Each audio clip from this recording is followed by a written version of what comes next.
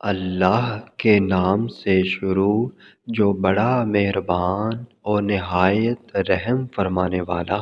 رسول اللہ صلی اللہ علیہ وآلہ وسلم نے فرمایا،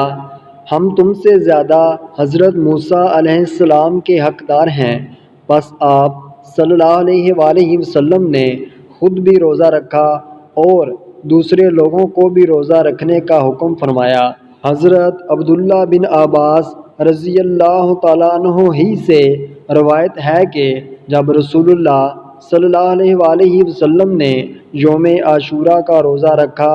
اور دوسروں کو بھی روزہ رکھنے کا حکم فرمایا تو عرض کیا گیا، یا رسول اللہ صلی اللہ علیہ وآلہ وسلم، اس دن تو یہود و نصارہ تعظیم کرتے ہیں، تو آپ صلی اللہ علیہ وآلہ وسلم نے فرمایا، اگر میں آئندہ سال زندہ رہا تو 9ویں تاریخ کا بھی روزہ رکھوں گا۔